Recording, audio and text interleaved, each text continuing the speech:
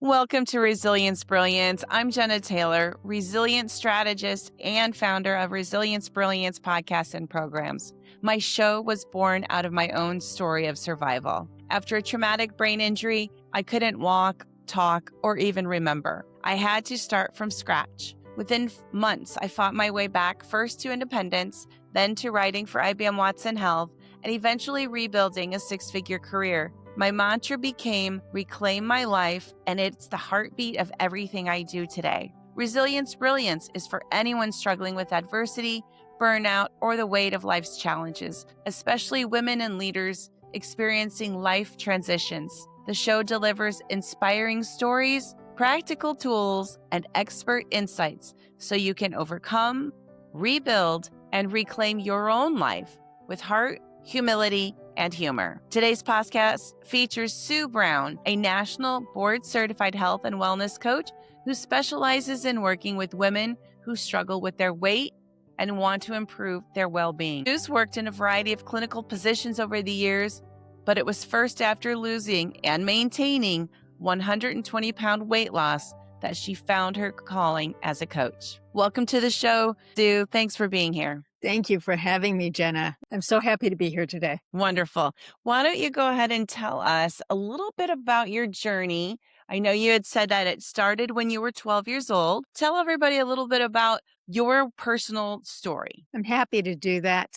You know, earlier I had mentioned about when I was 12. When I was 12, I started worrying about my weight, but it probably started before that because even when I was very small, when I couldn't sleep at night, my parents put cookies on the side of my bed so I would eat them and go back to sleep. Think about a way to learn how to soothe yourself with food. I was still in a crib, right? And I actually have pictures of this where they put it on the side of the bed. And my parents thought they were so smart by doing this because I go back to sleep and I sleep during the night. Years passed. I ate for every occasion, right? So I had a snack after school and then dessert with dinner. And then in the evening, we'd have a snack while we watched TV. And I did that with my dad. And then with my mom, she'd have me have like a little, think Hostess cupcakes, think Ho-Hos, think Yankee Doodles, right?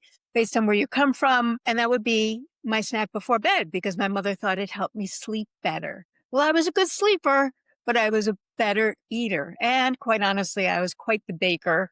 I can cook.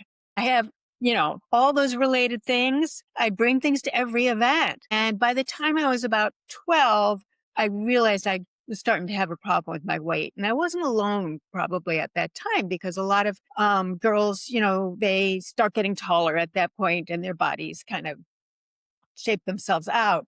I'm not any taller than I was when I was 12 years old and I started going in the wrong direction. So it's Growing the wrong way. Yeah, I did. I started getting taller. I started getting wider.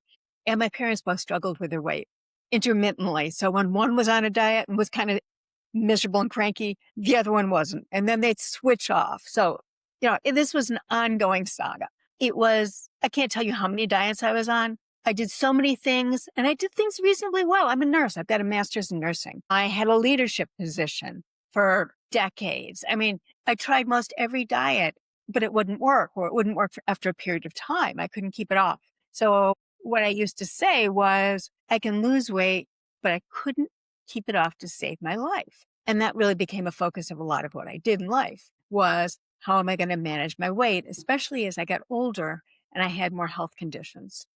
So it was first, quite frankly, when I was starting to think pretty seriously about retiring, I was almost 60, that I finally learned that I was sensitive to ultra processed foods because I was always one of those people who was like, don't give me a cookie, give me the bag, And I found that I could change how I lived because based on the source, 10 days to 2 weeks, your taste buds changed. And I learned a lot of different habits. I learned a lot about different foods I do eat or don't eat that are designed for me. And again, I was starting to think about retirement. What am I going to do next? I didn't want just to retire. I wanted to do something. Or else I knew all I would do was shop and eat, right? So I like to shop. I don't eat the same way, but I went back to school to become a coach because I realized what all of my experience over all the years were kind of driving me towards was helping people based on where they start, regardless of where they start,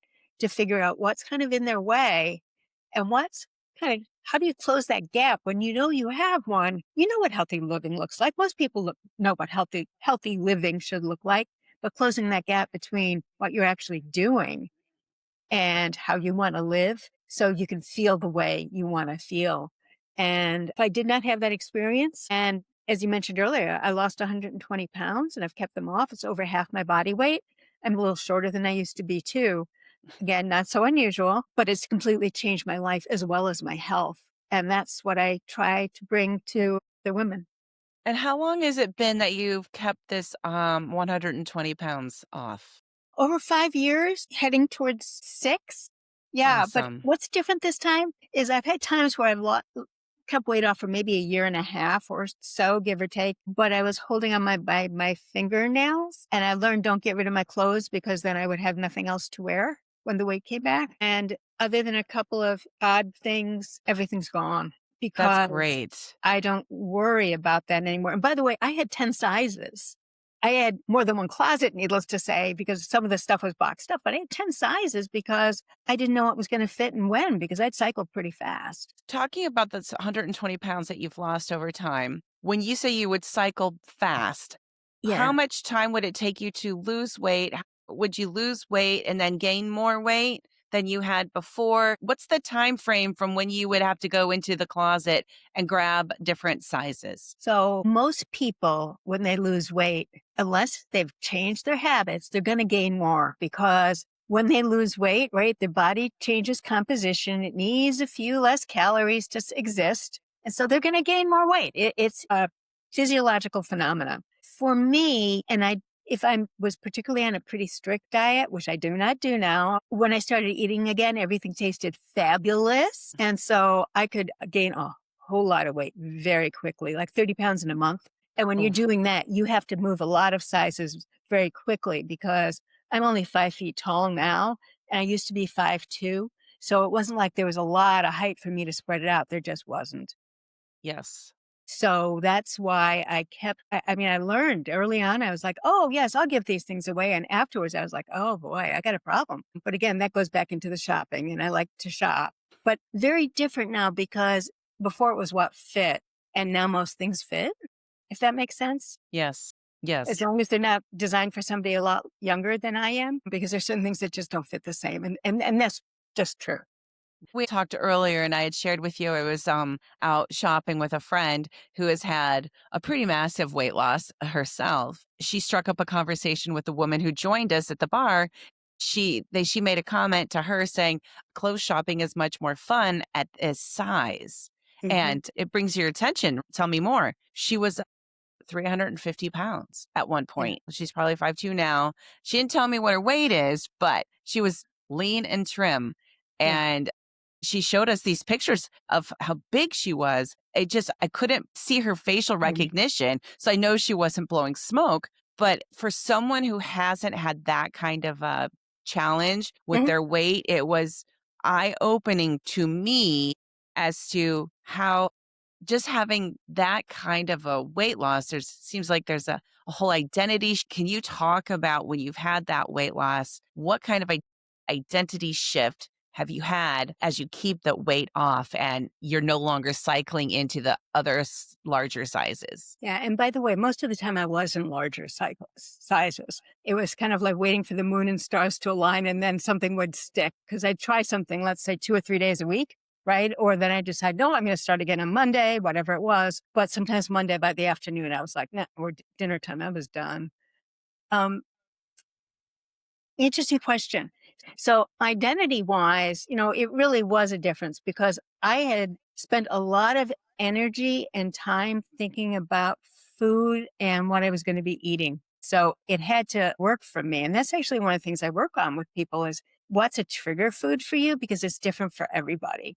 So some things that bother me don't bother somebody else and vice versa. It depends how sensitive you are to what foods. And I didn't have to think about that anymore. And there's a lot of things that I worried about that I don't worry about anymore. So, for example, with a leadership position at work, in some ways it was easier to be larger, I had found. I know that sounds crazy. And even size wise that we were talking about before, in some ways it's easier to have less choices, right? So there's a little bit of things that people don't always see.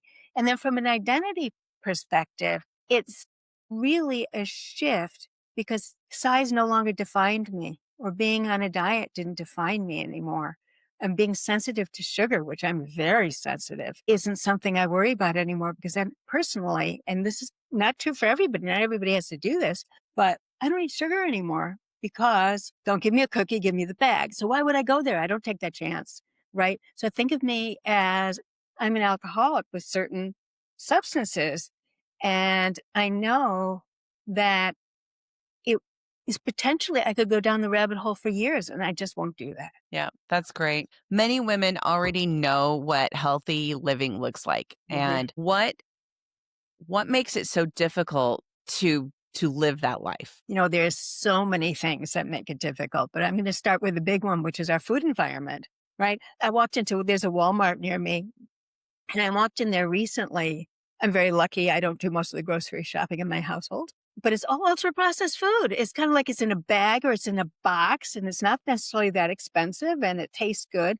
And in fact, a lot of the packaged food, right, is designed to be so good tasting that you can't only eat just one. So no surprise that so many people struggle with their weight, right? So they actually put people into fMRI machines, put a little bit of, let's say, chocolate on their tongue and wait until their brain lights up. Well, of course, their brain's going to light up, right? And so for those of us who are sensitive, which is about 14% of the population, the food environment is just disastrous because ultra processed food makes you eat more, causes difficulty with hunger and fullness, feelings of being hungry and feelings of being full. So in other words, you can't tell when you're hungry. And I sure couldn't tell when I was hungry or when I was full. So I just kept eating based on what was kind of floating my boat at the moment. And of course, a lot of things did. So I was like, but if I went someplace and the food wasn't exactly what I wanted, it wouldn't be like I wouldn't have something else later. So it's a whole pattern of things. And that I think is part of it is the pattern of how we live. So it's what's in the stores. It's that we socialize around food. It's that what is everybody else eating? It's a holiday. It's a special occasion. It's whatever it is. And it's everywhere. It's so hard to get away from. And then when you do something different, people will say to you, you don't want that? And I'm like, no, but that's hard for some people to be able to say, no, that really isn't a good choice for me. And some of that, it takes work. And then that's part of the identity. And that's quite frankly, sometimes part of the work I do with people to be able to, sometimes for the first time ever, speak up and be able to say, I can't do that. That just reminds me, in the last 2 months, I was in a social setting in my community, and I'm very strict about what I eat. And Mhm. I wasn't gonna eat something, and this person personalized it, but all Yeah. of a sudden got really defensive. In social settings, people can Mhm. personalize something going on in their own world and have an adverse reaction to you going, "I'm going to eat this healthy choice." And when I serve food, I always either take or make sure I have healthy options because I wanna eat those healthy options. I'm gonna snack on some sugar snap Mhm. peas. I'm gonna have some carrot sticks, and I'm gonna forgo the dip that people want to Mhm. dip their stuff in. We do need to do a better job when we are in these social settings to be one, accepting and make it easier Mhm. for people to make healthy choices when they're in these social settings because they don't want to not go out. We don't want to go not we don't want to miss going out and seeing our friends. We don't want to miss a party. But we also don't wanna go home and be like, "Oh, shoot, I fell off the wagon. I ate this, I ate this, I ate this. I'm bloated, Absolutely. I'm uncomfortable. Now I have to work a few days extra to just recover from the 2-hour party that I indulged myself in." So, yes, the social setting makes it very difficult, and the peer pressure. And in addition to that, healthier food is pretty expensive for some folks, especially now. And, I'm going to give you another example of kind of a social thing you might not think of. And I've learned to make a lot of different types of substitutions. You mentioned carrots. I generally have carrots in a baggie of sorts in my pocket when I go to the movies. Because if other people are going to eat popcorn, it's not that I'm not going to have something, I'm going to have something different. And if people are going to have dessert and we're out for dinner, yay, I'm saving part of my vegetables and I'm happy to have them then. There's more than one way to do things that work. You just have to plan. It's part of that is learning to plan for what works for you. Because I know if everybody else is having something, I'm going to be like, I mean, but not always, right? So it's really learning that and being able to say, if somebody's really insisting or says, I made this for you, and I'm kind of like, health wise, that isn't really great for me. And so I'm happy talking about that from the health perspective because quite honestly, I had high blood pressure, I had sleep apnea, right? I've got diabetes, I've got all these other things going on. And even when people don't, it's that point at which they're able to say, health wise, I'm really concerned about this. This isn't a great choice for me. And if folks push back, it's on them. It's Right. not on you. Yeah, you said something about when people are having dessert, you save some of your vegetables. One of my favorite things is I like to eat my salad last. And that because to me it cleanses the Mhm. palate. I don't want to eat my salad first. I want to have it last. And it's a great alternative. Like you just said, saving something if you know people are going to have dessert, okay, great. I'm just going to have a little side salad. Yeah, absolutely. Absolutely. So going back to your 120-pound weight loss, what finally changed for you after years of struggling? I'm going to say two different things. First thing was, right before that, I had been in a car accident and I had a mild traumatic brain injury. Nothing, it was a lower level than anything I know a lot of you and a lot of your listeners had hap- happened, but I'd been out of work for a couple of months and I actually had moved and taken a new job that looked better on paper. I don't know if anybody's had that experience, but it really looked good on paper. And I arrived and it was really not what I had anticipated in numerous ways. And I was really struggling because my knowledge base did not exactly match. And it's just a very different situation. And I moved out of state. So I was already in a tough situation. Then had about 6, 9 months later was in a car accident, out of work for a period of time. I was pretty miserable. I'll be honest. I'd left so many things that were working so well behind, but it was like, oh, but it's a good time to go, right? I wanted to go somewhere else. And I did. What happened that was different this time was I realized that when I was happiest, my weight was less and I was pretty miserable. So I started looking for alternatives that were really designed on long term. I did not want to go around the circle again, right? Everybody has different ways of getting there, but I was like, I'm done. I'm going to get off the weight loss merry-go-round where I'm going around and around, but I'm never actually getting off the merry-go-round. I'm Mhm. going up and down, but I don't get off. And I did because I had a clear direction that I didn't want to be miserable anymore, that I was preparing for retirement and I couldn't do what I wanted to do in retirement if I didn't do something about my health and do something pretty significantly different than I had in the past. Wanted to be happier. And I found out I was sensitive to sugar and other related products. And that was like, I have a problem. So ultra processed food for me is a problem because what's in ultra processed food? I don't know what percent. I think it's 70% have some type of sugar in it, even though you can't recognize it because it's under names that you can't figure out what they are possibly. So all those type of extra foods, things that make things hyper palatable, people who are sensitive to chips. It's not the corn. Let's say it's a corn chip.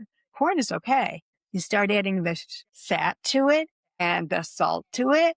And suddenly you've got something that, ooh, that lights me up, and I just found I was one of those folks who just lit right up and it's like, whoa, that was good. Can I have more? And so it's in the other room, food called to me from the next room. It's like, hello, and there I was suddenly in the pantry. And that for me was critical. Well, with some of the folks I work with, sometimes it's certain foods and they start with no, I'm working with somebody now. She doesn't have soda anymore. It was a go-to for her, soda with sugar. And then quite frankly, a lot of people are sensitive, and this was me, to diet sugars. I had diet soda in my drawer at work. I had shoes and I had soda. I was so addicted that with the soda, when you have, let's say, soda that has diet sugar in it, your body thinks, oh, there's good stuff coming, but there's no calories attached. And that's what opens that door. People start looking for more food. And that's why people who drink a lot of diet soda often actually statistically way more than people who don't. Oh, So they're interesting. marvelous for people who have diabetes, for example. But for folks who are trying to lose weight, it just opens that door up and saying, there's no sweet stuff here. Hello, hello, where's the food? And it's your brain, right? It's your brain that tells you there's something going on here. And that's the same with me for sugar. It's my brain gets lit up. And so there's parts of the brain that kind of react differently to these types of foods. And everybody's, a bit different, but there's a lot of folks who struggle. Yeah. That's so true because I know you and I talked about I love my chocolate. My favorite thing ever is chocolate cake. Do I eat chocolate cake often? Oh man, I like drool. I just love chocolate. I love chocolate cake. I get that whole because I do light up. I like tingle inside. That's Mhm. the one thing that I just go, that's the best. But I also have really good choices, and I know that well, like I made a cream de menthe cheesecake for a holiday, and we ate like a quarter of it. And so I sectioned it off in quarters, and it freezes great. I still have some in the freezer, and that was at Thanksgiving. Several months later, I obviously I'm not running to the Yeah. garage freezer to have some cheesecake. I'm fortunate in that regard that I can Mhm. actually go, I can have this in small quantities, even though it lights me up and I'm like super excited Mhm. about it. I'm really blessed in that I've Yeah. got that back there, but you know what? Nope. Yeah. Out of sight, out of mind for me. And well, I think we talked about when I was growing up, everything was readily available at my house, all the junk food. My mom did buy the Hostess Ho Hos and the cupcakes, and then my brother ate the Twinkies. So yeah, we had all of that, Mhm. and that wasn't good. Having that after school Yeah. snack be your Hostess Ho Ho or your cupcake.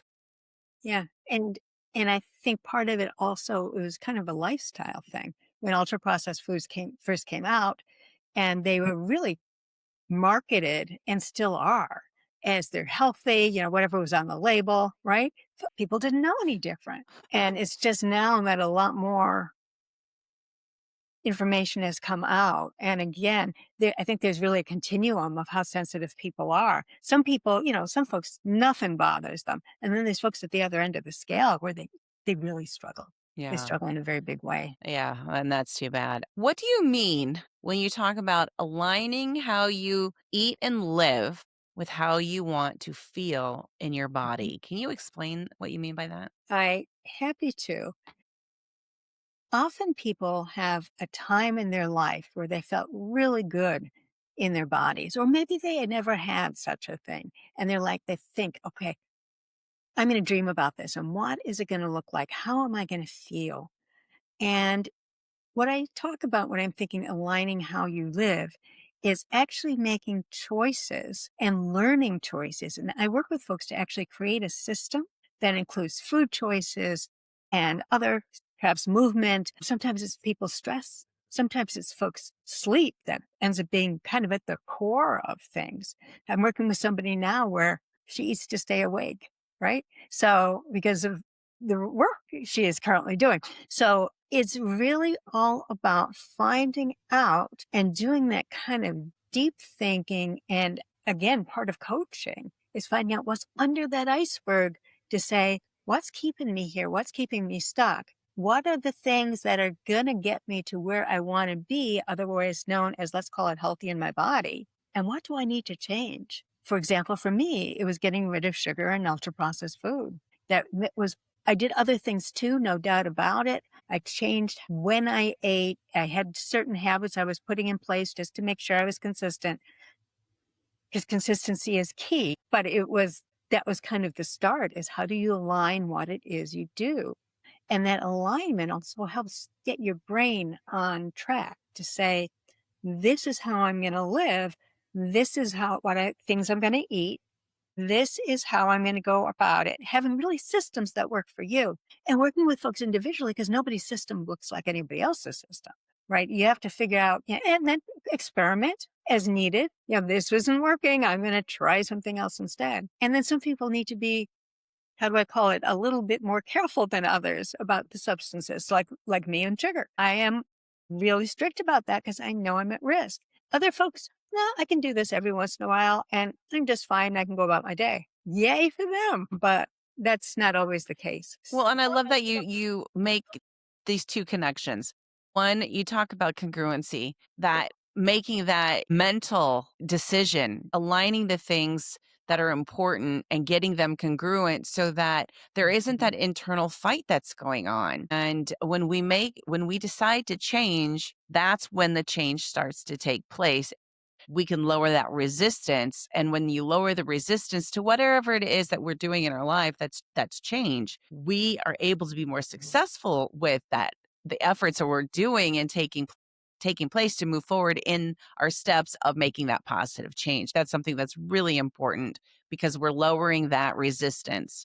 So the other part of that is making things align is actually designing kind of those systems and habits that are going to work within your lifestyle so that you're not doing something that's just not something you wouldn't do every day or it can't be attached to something you're doing every day. To be able to make it normal. I was talking to somebody this morning and she wanted to add in, wasn't able to do her usual walk-in because she'd had an injury, excuse me. And we talked about what could she do instead and then what could she do at the same time. So she was going to listen to something that she enjoyed listening to make it more fun. So how do you make things work? And then also realizing that after that change is in place, you got to keep doing what you're doing. Because if you go back to what it is you did before, you will, in this case of weight, gain weight with interest because your body is used to having less. And so your cells are smaller and there you go. They burn less calories and you're going to end up gaining more weight. So I eat a bit more than I did when I was losing weight, but not an enormous amount because I'm just not that big. By the way, size wise, simple will, listeners may appreciate this. I went from a 22 to a 2. Oh, That's a lot. in US sizes, it is. It took me a long time to be able to figure out, I can tell something's how big something like might be on a hanger, maybe it'll fit. But I have trouble even now. I've gotten better at it, but how big I am in space, right? Some of this stuff, even though your head is there, perhaps not all of it is, only part of it is. Because it is.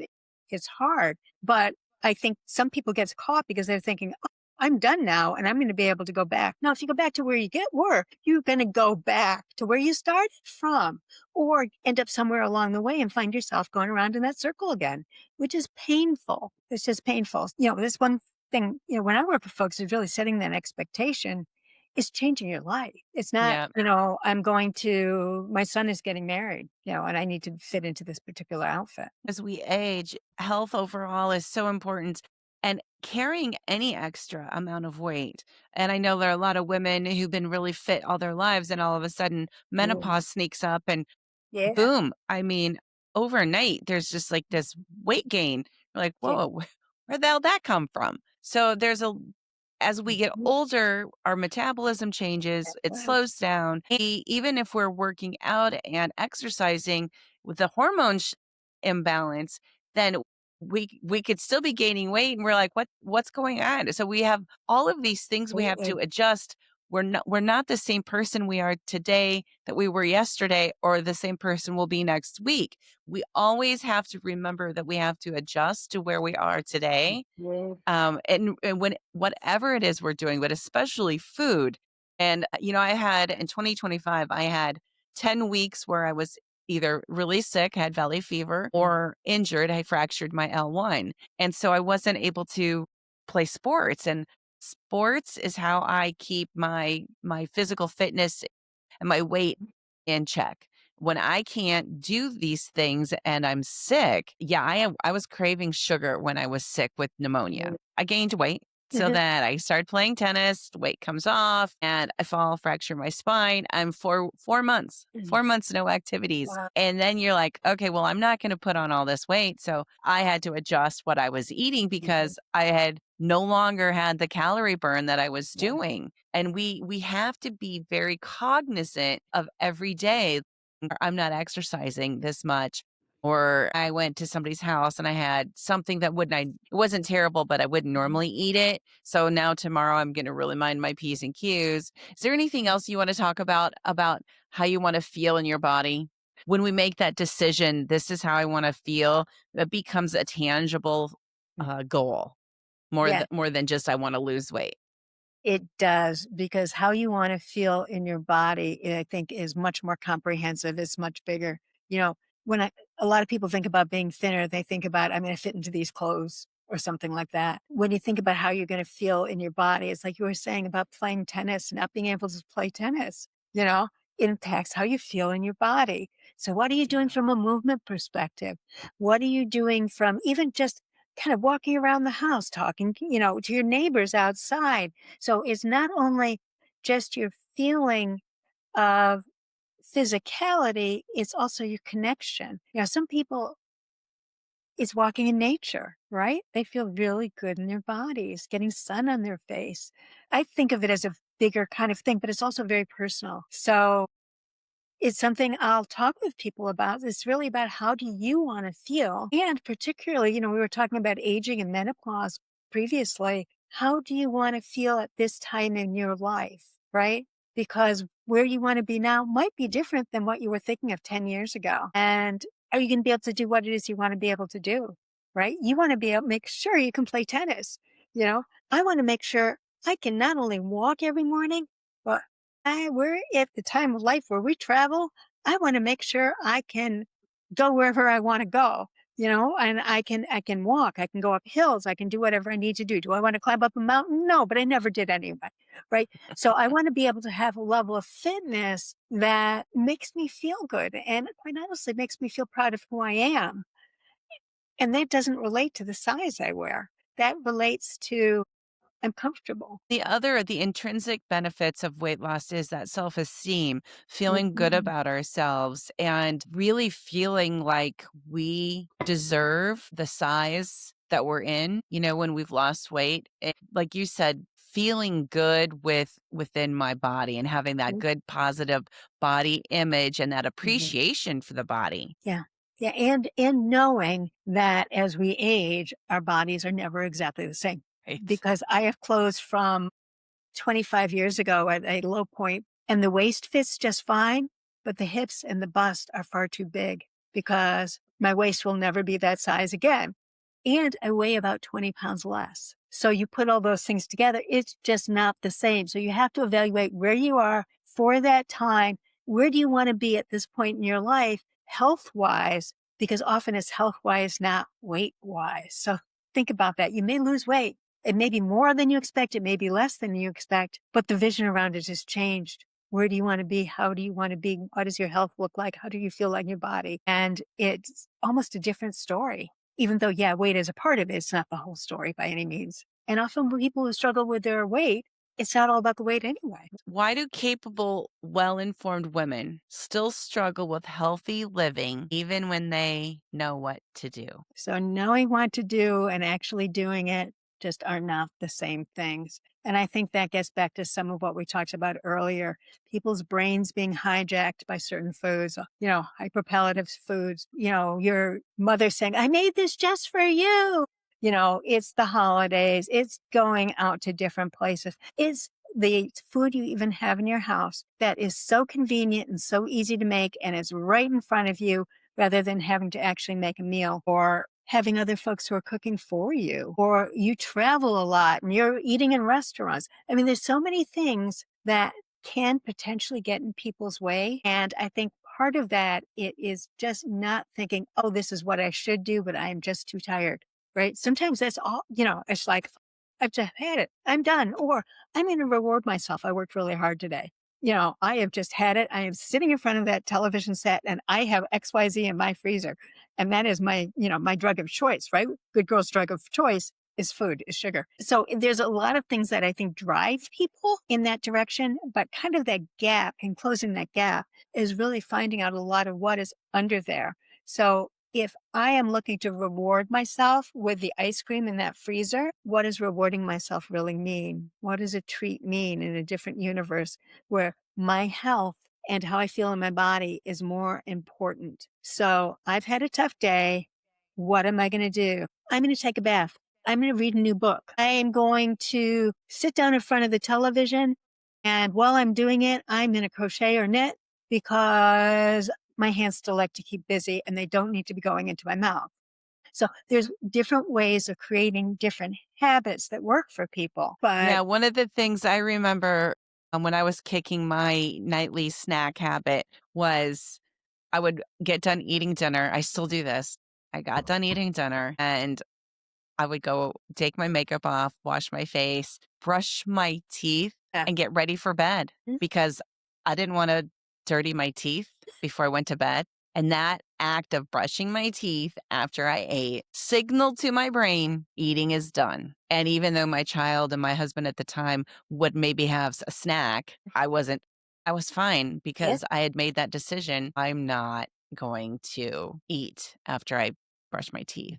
I So mean, I'm also lucky that I don't like ice cream, so they would often have ice cream and, Mhm. they'd be like I'm like, Yeah. Some people do that after every meal. Some people do that when they have a craving, they'll brush their teeth. There's a lot of things people do, and that's kind of that individually developing, kind of those things that work for you. And by the way, I didn't mention this. I think some of us also come by some of the sensitivity naturally. My mother had a whole freezer just for her ice cream. "Wow." Yeah, she had a Just second for freezer ice full cream. just for ice cream. It was her thing. I didn't really understand ice cream until I got a bit older. I got other stuff, but as I got older, I'm like, yeah, okay, I get this sugar, fat, at the same time. Yeah, this is a win. But she was significantly addicted to it. Significantly.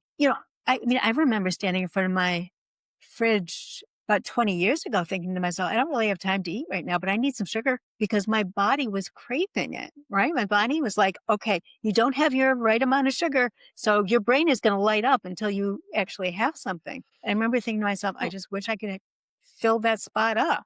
It doesn't need to be food. well, in those moments when your body is telling you you need sugar, what can you tell your clients that you're working with and the audience today when you're having a serious craving for sugar? What are 2 or 3 recommendations you have for them? Okay, nursing part of me. Brains create their own sugar from food. So you don't need any sugar.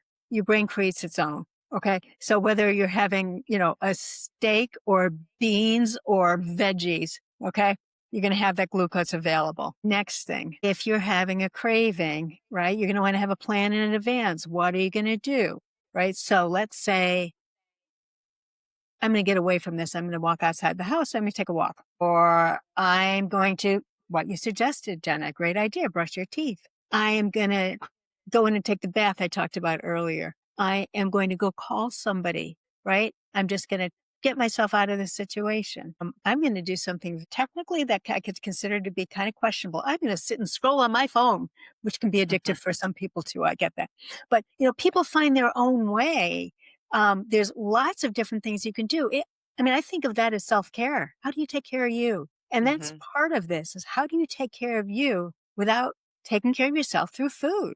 And that's part of closing that gap between what you think is right and how you're living, because it's different ways to be able to say, I'm taking care of myself.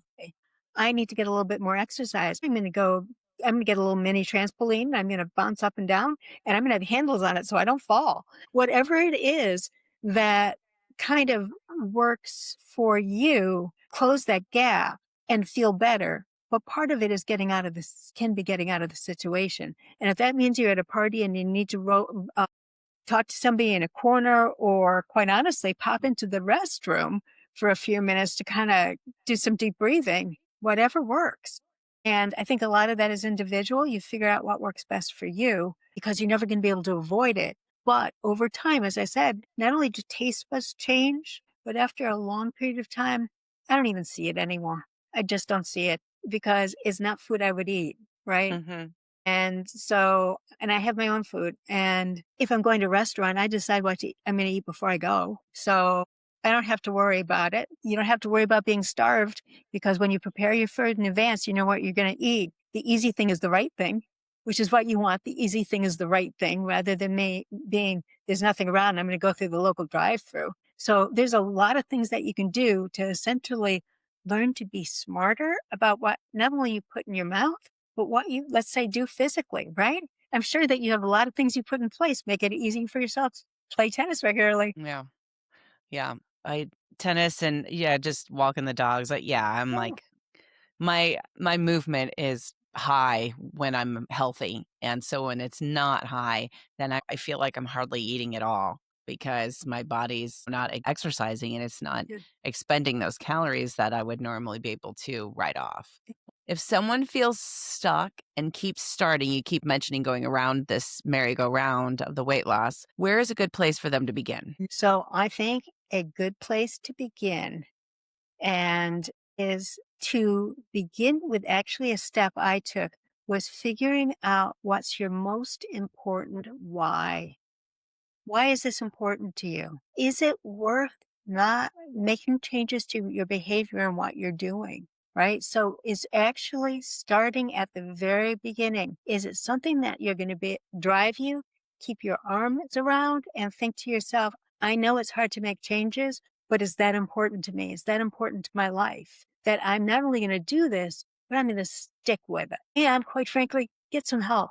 Get some help. I knew I had been able to lose weight, but I hadn't been able to keep it off. And so when I was transitioning to maintenance, I got help. I got a coach, right? So there's a lot of different programs out there. Believe it or not, it's not about the program. Many programs work. It's being able to stick with it, right? And finding something that works for you. So it's finding things Mhm. that work for your life that are going to stick. So between finding out what's most important, it's really talking about what's values, what matters most, having that vision in your mind, finding a program and potentially not just a program, but also a help. So whether it's a coach or whoever you work with, because that's going to make a big difference. And quite frankly, if you need to be on medication, it's a good thing. Work on your food too. Work on both together. Some people need both. So the idea is figuring out what's going to work best and follow that path, but not only follow that path, but make it your journey. Because if the path has an end, you're going to be turning right back around. And quite frankly, you don't want to do that anymore. I mean, that's one of those things I was like, I don't want to do this again. I've been there. I've done that. It's ugly. It's painful.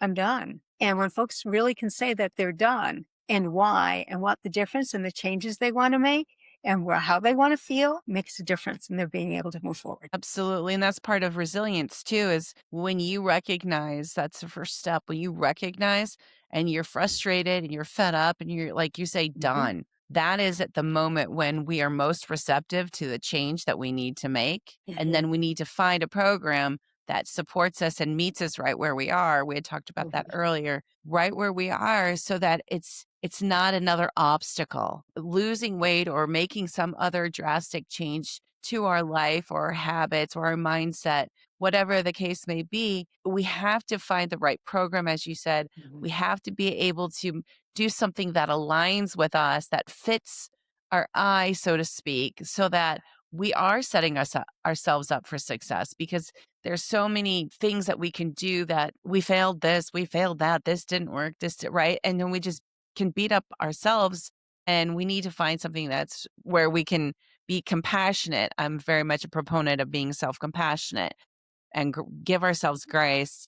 And you know what? If you slip, you just start over whenever you're ready. And hopefully you regain your traction. But finding that fit for yourself and what works for ourselves is where we're going to find the most Mhm. success.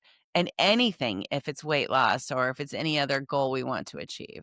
I think that's important to remember. It is. And you're just adding on to that. And particularly, let's call it in the space of healthy living. It's not unusual that when I start working with somebody, decide to start with, they're going to do some exercise first so that they build those habits and can look back and say, I've accomplished this. And some folks will say, okay, I can get rid of all sugar at one time. And other folks are like, no, it's one food group and then I'm going to move on to something else. It's individualized that way so that it's something that you can live with. If you're not comfortable what you're eating, you don't like what you're eating, and you're not full, you're not going to keep doing what you're doing. And that's the whole idea is it needs to be how you live. And that's what makes the difference. When it becomes how you live, it's your norm. And that's quite honestly how I kept 120 pounds off. This is how I live. It becomes the normal and it's your new way of life. Yeah. Exactly. I want to jump back when I am feeling hungry Hmm. and I don't want to snack. I am a big proponent of Hmm. drinking my water. Sometimes being thirsty disguises itself as hunger simply by drinking water. Water is the best thing we can do for our health because it flushes all the toxins and it helps our skin, b- Mhm. but it helps our joints. So, one of my little tricks is when I'm feeling a little bit hungry or craving, instead of going to get a snack, I refill my water and I drink it. Do you have any advice on water?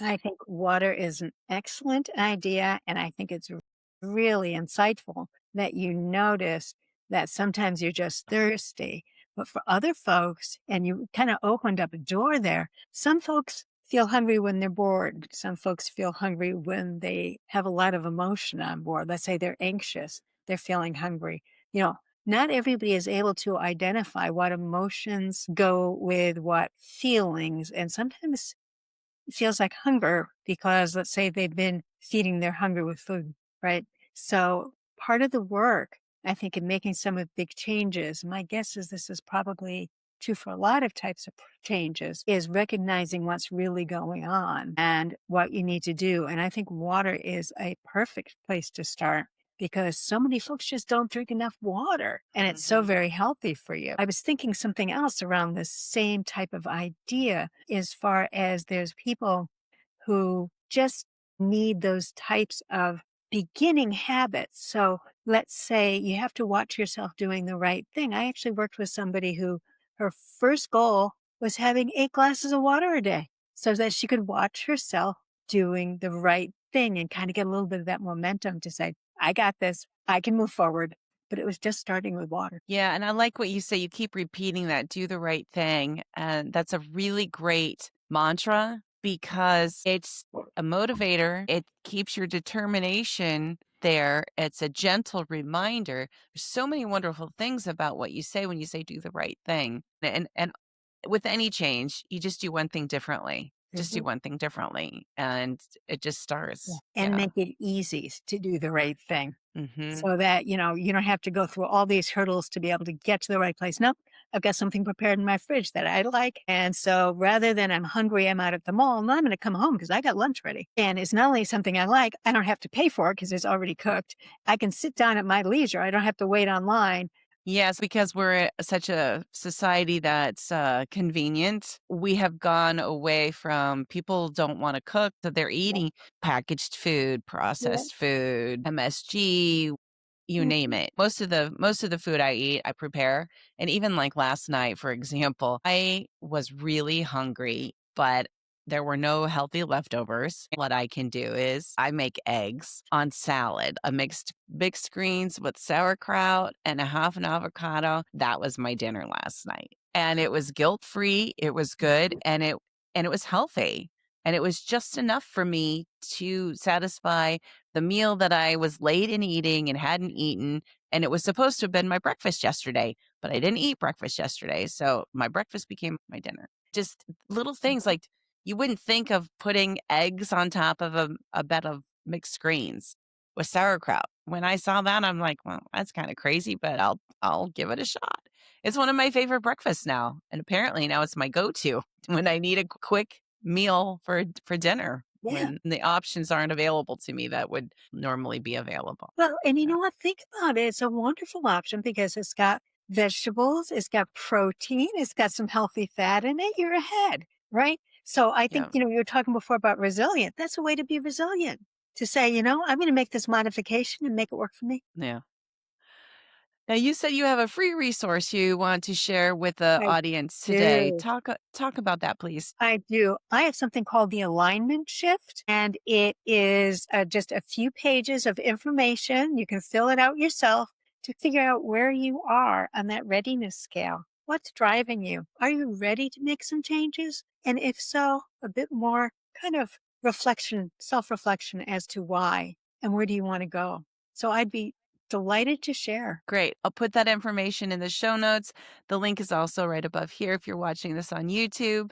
And do you have anything that we didn't discuss that you would like to tell people before we sign off today? Yes, I do want to mention one thing. I'm a coach, but there's a lot of other coaches in this space. And what I suggest for folks who are struggling is, there's lots of programs as well. Maybe you need more than one thing. So get a coach. If you need a coach and a program, or a program and a coach, do it. If you need, for some folks who need medication, do it. So the idea is, if you're really feeling that you want to make some changes, there's so much information out there about what not only healthy should look like, but what happens when you don't take care of yourself and you don't take care of your health, and what can happen along the way. And part of taking care of yourself is taking care of the others around you. So to be able to do that, you need to take care of you. So if that resonates, please take care of you. It matters. It certainly does, and those are wise words. I want to thank you so much, Sue, for sharing your resilience story with all of us and for being here as a guest on Resilience Brilliance. I appreciate the time. We had a little technical issue right before the show, and we overcame it. So we are very resilient today, getting this episode out to you. Once a month, I host a live training on resilience.